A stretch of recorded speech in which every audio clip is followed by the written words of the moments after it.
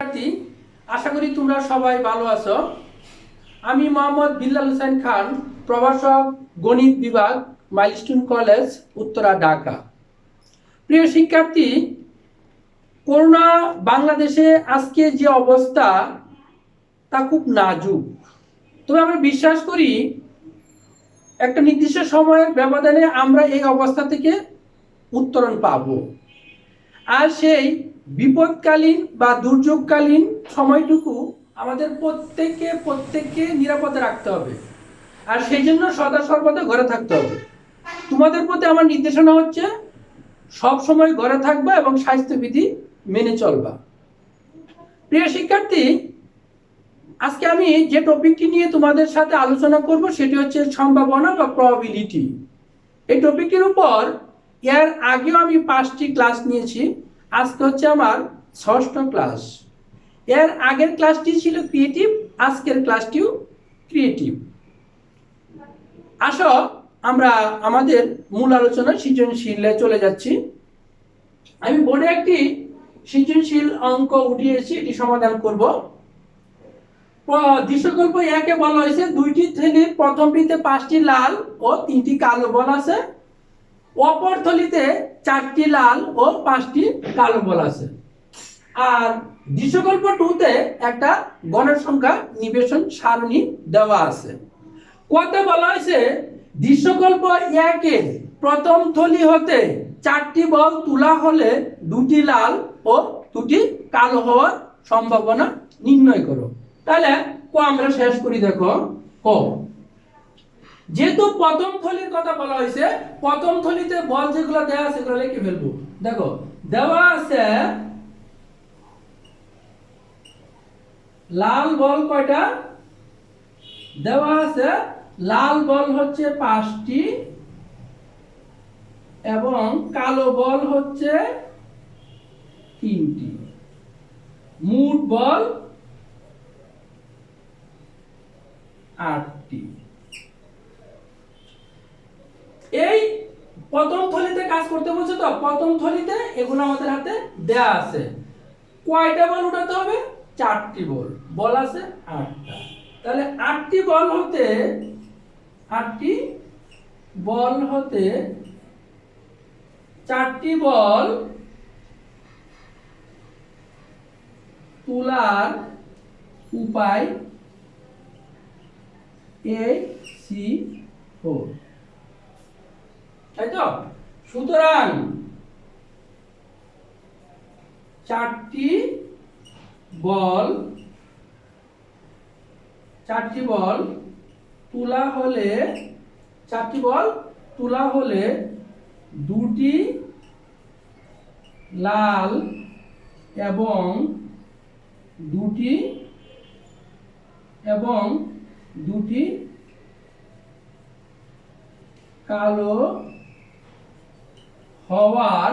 কালো হওয়ার সম্ভাবনা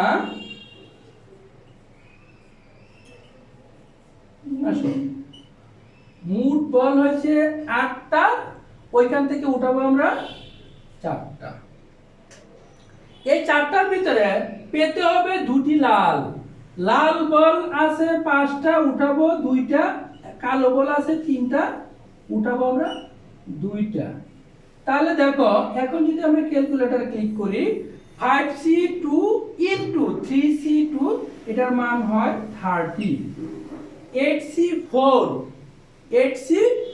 এর মান হচ্ছে 70। তাহলে হলো কত? 3/7। এটা হচ্ছে অ্যানসার। দেখো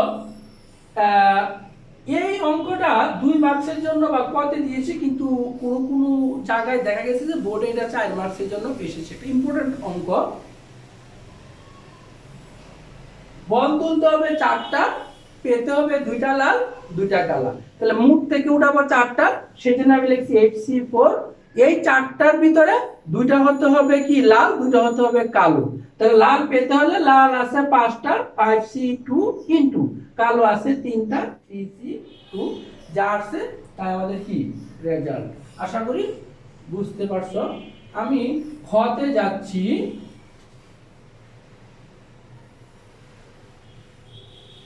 দেখো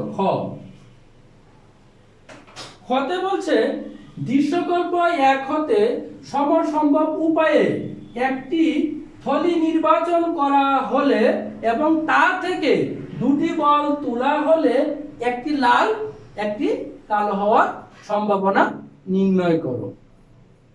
এখানে থলি আছে দুইটি, তাই তো? সুতরাং থলি নির্বাচন করার সম্ভাবনা কত হবে? 1/2। সুতরাং থলি নির্বাচন করার সম্ভাবনা কত?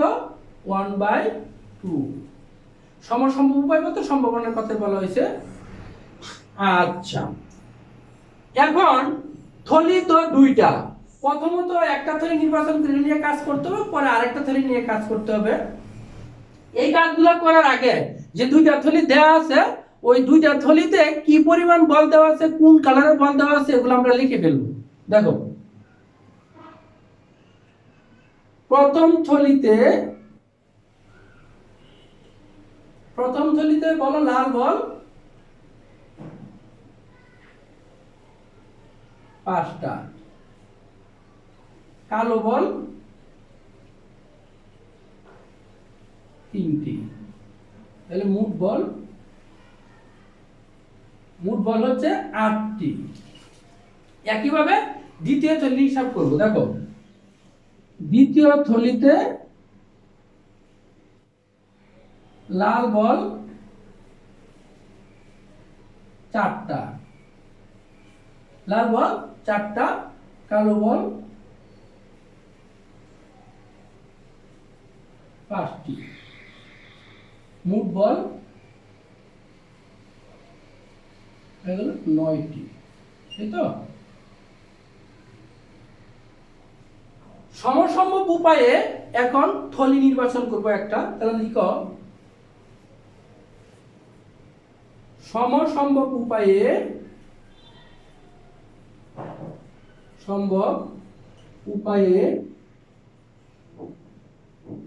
প্রথম থলি নির্বাচন করে তা হতে দুটি বল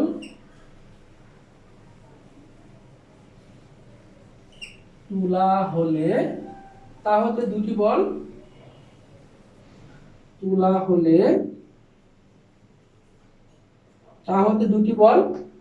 হলে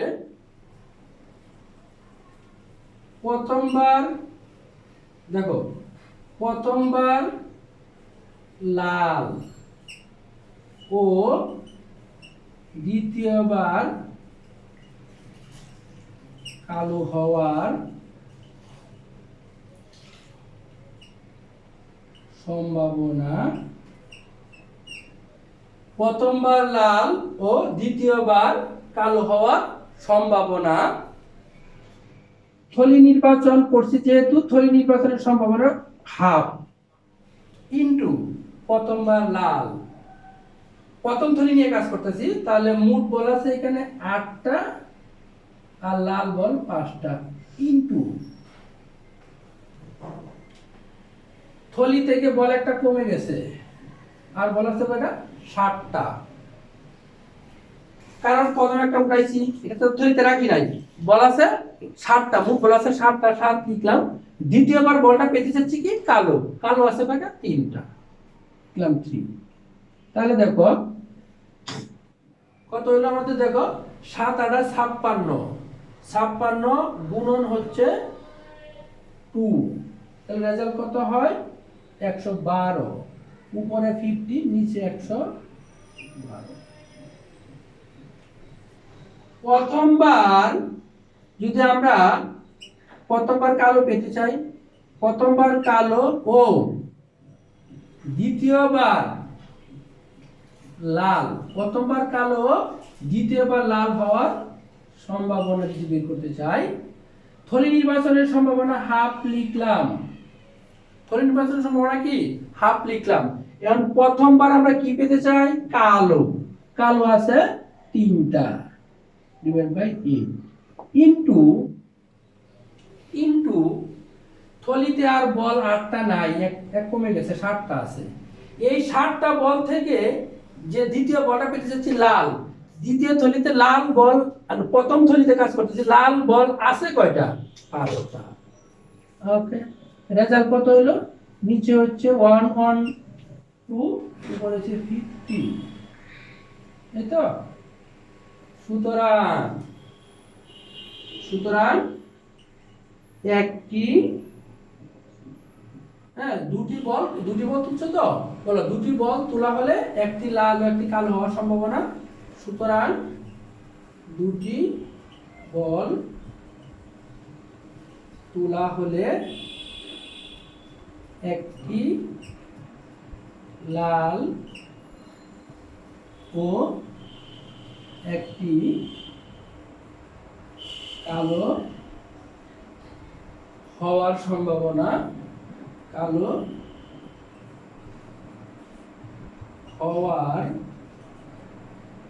হওয়ার সম্ভাবনা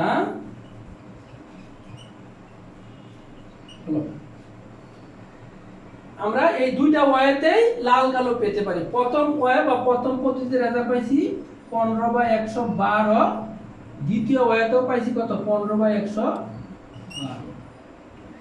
এখন যদি আমরা এটা ক্যালকুলেট করি তাহলে কত হয়? 30/112, দ্যাট মিন্স 15/56, 15/56, 15/56। এটা হচ্ছে প্রথম থলি নির্বাচন করার পর তা হতে দুটি বল তোলা হলে একটি বল লাল ও একটি বল কালো হওয়ার সম্ভাবনা। ঠিক একইভাবে সমসম্ভব উপায়ে দ্বিতীয় থলি নির্বাচন করার পর কি হয় সেটা আমাদেরকে বের করতে হবে। সর্বশেষ দুইটা রেজাল্ট যোগ করতে হবে। আসো, সমসম্ভব উপায়ে দেখো, এরপর দেখো এখান থেকে আবার লিখবো, এইখান থেকে সমসম্ভব উপায়ে এইটুক প্রথম থলি হিসাব শেষ করার পরে আমি এখান থেকে আবার হিসাব করতেছি। দেখো ভালো করে খেয়াল করো, সমসম্ভব উপায়ে দ্বিতীয় থলি নির্বাচন করা হলে তা থেকে নির্বাচন করে তা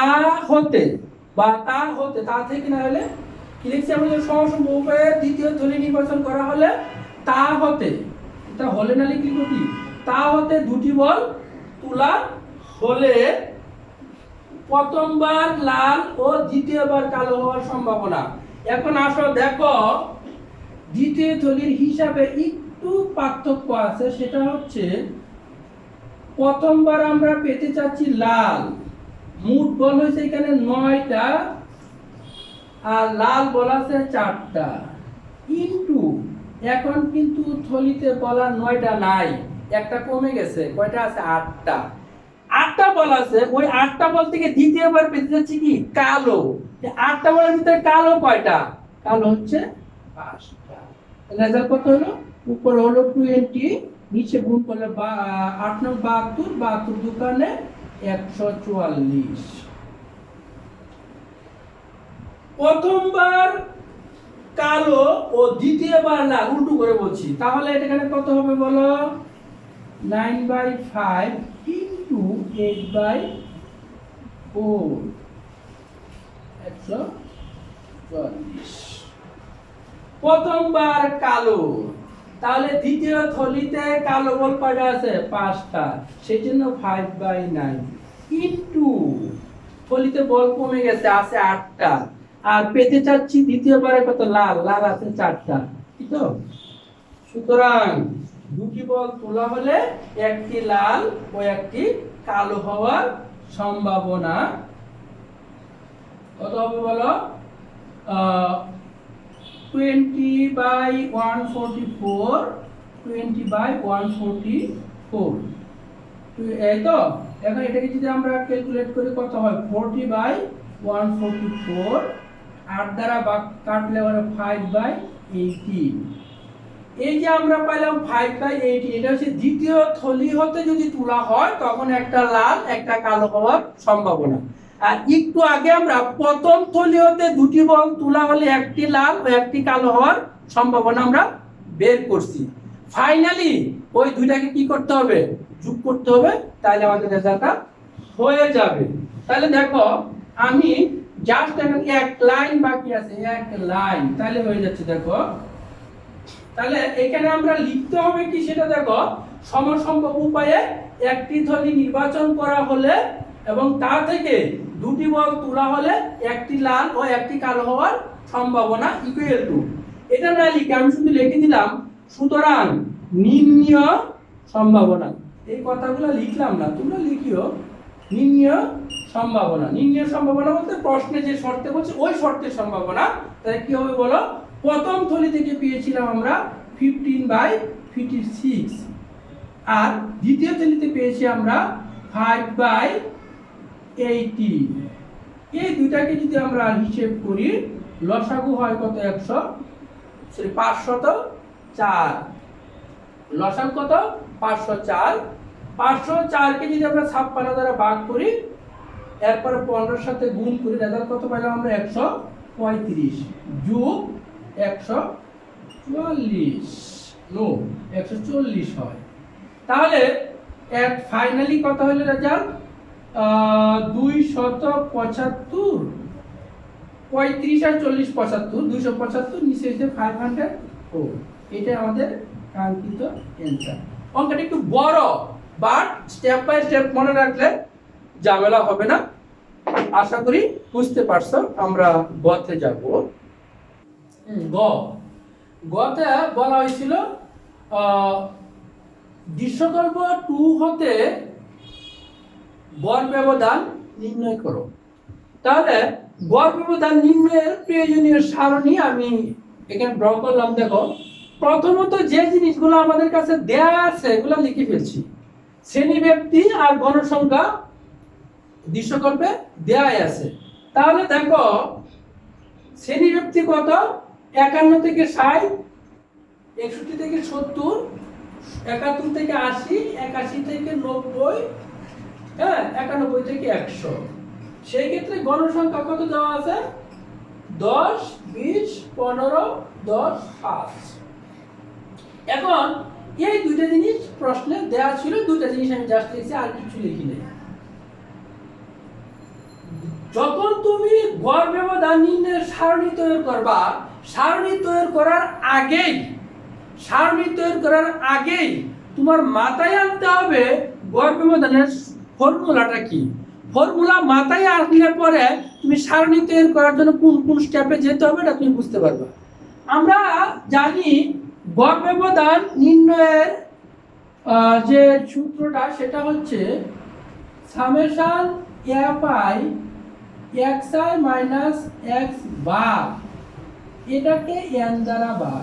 এটা হচ্ছে কি গড় ব্যবধান নির্ণয়ের সূত্র। আমি আবার বলছি, দেখো summation fi into modulus xi minus x বার, এটাকে n দ্বারা ভাগ করলে হয়েছে কি গড় ব্যবধান।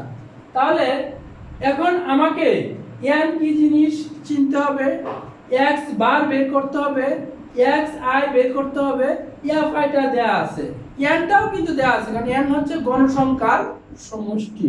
তাহলে এখানে আমরা যদি যোগ করি 10 আর 20 30, 30 আর 10 40, 40 আর 20 60। তাহলে n এর মান কত হয়েছে আমরা 60। xi হচ্ছে শ্রেণী ব্যক্তির মধ্যমান বা শ্রেণীর মধ্যমান। তাহলে 51 থেকে 60 এর ভিতরে মধ্যমান কত বলো, 55.5। এটা কিভাবে বের করবা, এই দুইটাকে যোগ করে, দুই পাশে দুইটাকে যোগ করে কি 2 দ্বারা ভাগ করলে হয়ে যায়।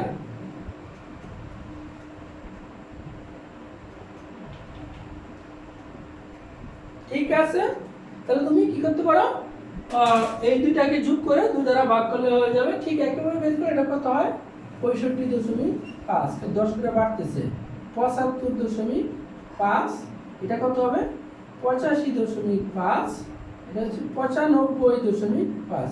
বাকিগুলো আমরা বের করলাম না কেন, ডিরেক্ট লিখে দিলাম কেন, কারণ 10 করে তো ব্যবধান, সেই জন্য 55.5 যদি হয় এটাও ডেফিনেটলি কি 65.5, 75.5, 85.5, 95.5। এরপরে আসো এফআই এক্সআই। স্যার এইখানে যে আপনি যে ফর্মুলাটা লিখছেন সেখানে তো এফআই এক্সআই এর দরকার নাই, তাহলে আপনি এফআই এক্সআই এর এখানে লিখছেন কেন?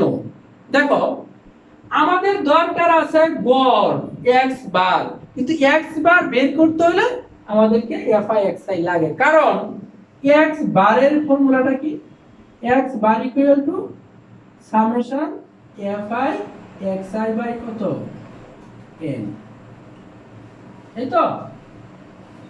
এখন তাহলে এফআই এক্সআই আমাদেরকে লাগবে, এফআই এক্সআই বের করো। এফআই এক্সআই কেমনে বের করব, ওই দুটো গুণ করে দেব। তাহলে আমরা যদি গুণগুলা করি, দেখো প্রথমত 55.5 কে গুণ করলে এটা কত হয় 555। এরপরে 65.5 গুণন হচ্ছে 20, রেজাল্ট হচ্ছে 1310। এরপরে 75.5 এটার সাথে গুণন কত 15,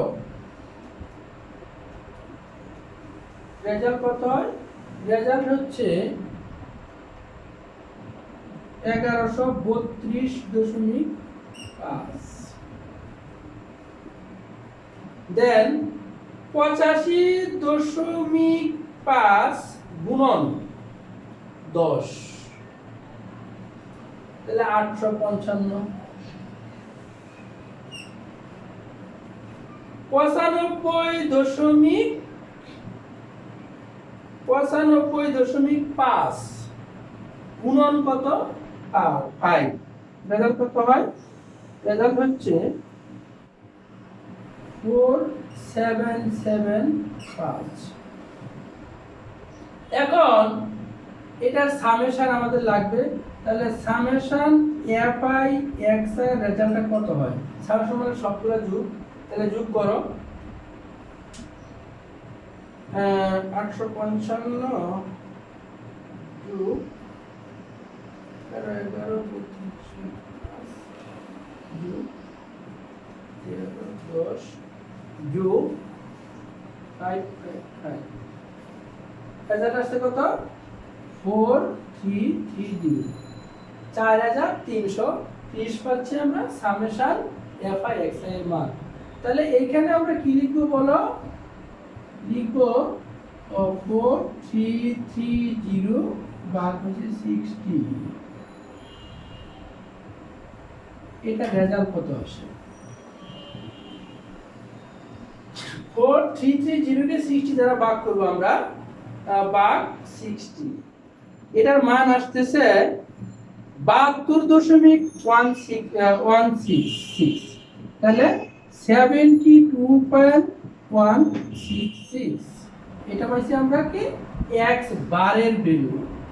আসলে এখন এক্স বারের ভ্যালু পাইলাম আমরা কত 72.166। আমরা দেন বের করব modulus x i minus x bar, x i minus x bar. তাহলে আসো এখানে এক্স আই এর মান কত 55.5, তাহলে 55.5 থেকে আমরা যদি 55.5 মাইনাস 72.166 যদি বাদ দিই আমরা 55.5 মাইনাস 72.166, আমরা যেটা পাই সেটা হচ্ছে এটা থেকে এটা যখন বাদ দিব আমরা পাই মাইনাস 16.66, কিন্তু মাইনাসটা এখানে হবে না, কেন হবে না, মডুলাস চিহ্ন আছে, এটা কত হবে বলো 16.66। তাহলে যদি 60.66 হয় এটা কত হবে? এটা হবে 6.66, কারণ 10 ব্যবধান। এরপরে আসো এখানে দেখো 75.5 থেকে আমরা বাদ দিব কত? 72.66। তাহলে 75.5 মাইনাস 72.166 বাদ দেই, রেজাল্ট কত পাই? 3.33। তাহলে এটা কত হবে বলো? 13.33। এটা কত? 23.33। কেন বলো তো? 10 করে কি বাড়তেছে, এখানে এটা থেকে এটা 10 বড়, তার মানে 13.33 হবে। এটা থেকে আবার এটা 10 বড়, তাহলে কত হবে? 23.33। এটার সাথে এই যে আমরা মডুলাস xi - x বার যেটা পাইলাম, ওইটার সাথে আবার গুণ করতে হবে কি দ্বারা? fi দ্বারা। তাহলে fi টা কত বলো? fi আমরা এখানে জানি 10, 50 গুণ করো, তাহলে কি হবে বলো? 16.66 গুণন হচ্ছে 10, রেজাল্টটা কত হয়? 1666।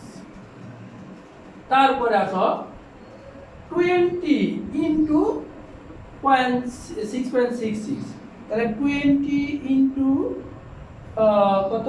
6.66, রেজাল্টটা কত হলো? রেজাল্ট হলো 133. এরপরে আসো 15 ইনটু 3.33, তাহলে 15 ইনটু 3.33, 15 ইনটু 3.33 হচ্ছে 49.95। এরপরে আসো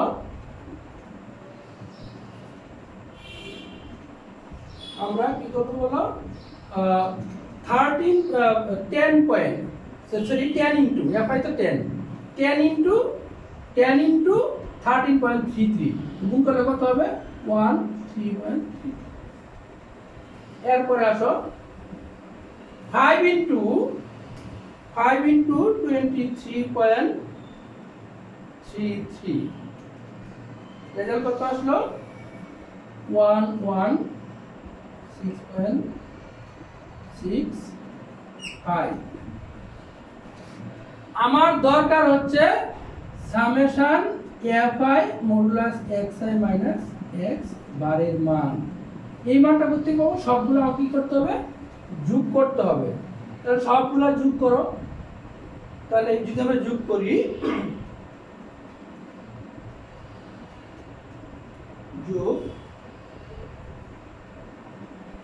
9.95 যোগ 123.2 যোগ 166.6। তাহলে দেখো আমরা যোগটা আবার করে দেখো,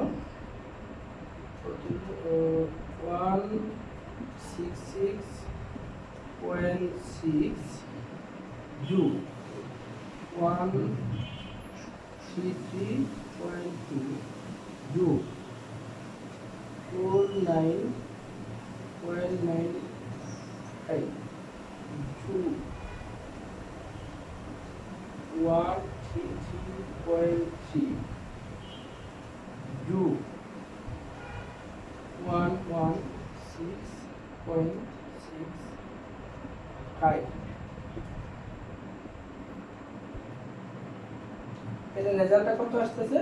প্রায় 600। হ্যাঁ, 599.7, প্রায় 600, তাই তো?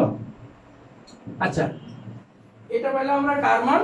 Summation fi modulus xi - x বারের মান। এখন আমরা ওই যেটা আমি কর্নারে লিখছি গড় ব্যবধানের সূত্র, ওই সূত্রটা বসিয়ে দিই। আমরা জানি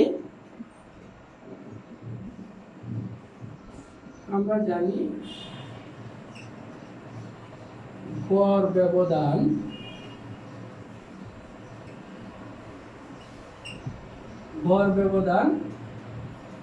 কত বলো, summation fi xi minus x bar divide by হচ্ছে n। That means 600/60 equal to কত হয় 10। এটাই আমাদের অ্যান্সার। দেখো, আর গড় ব্যবধানকে প্রকাশ করা হয়, যেমন ওই স্যাম্পলটা লিখি, গড় ব্যবধান হ্যাঁ, তাহলে গড় ব্যবধানের সূত্র কি, ওই যে লিখছিলাম এখানে, summation fi into xi minus x বার তাকে n দ্বারা ভাগ। আমরা ইতিমধ্যে দেখো এই summation fi xi minus x বারের মান পেয়েছি, আবার n এর মান পেয়েছি, বসিয়ে দিয়েছি, বাকি সংখ্যাটা চলে আসছে। খুব কেয়ারফুলি হিসাবটা করতে হবে, ঠিক আছে? দেখো, একটি হোমওয়ার্ক তোমাদেরকে দিলাম, এটা বাসায় তোমরা করবা। 1 2 3 4 5 6 7 এরকম করে 50টা ক্রমিক পূর্ণ সংখ্যা দেয়া আছে। কত বলা হয়েছে, একটি ছক্কা ও দুটি মুদ্রা নিক্ষেপের একত্রে যদি নিক্ষেপ করা হয় তাহলে তার নমুনা ক্ষেত্র তৈরি করো। খ বলছি কি, এস এর যে কোনো একটি সংখ্যা নিলে সেটি 3 অথবা 5 এর গুণিতক হওয়ার সম্ভাবনা নির্ণয় করো। গ, এই এস এর জোড় সংখ্যাগুলোর কি বেদাঙ্ক নির্ণয় করো। বাসায় তোমরা অবশ্যই হোমওয়ার্কগুলো ঠিকঠাক মতো করবা।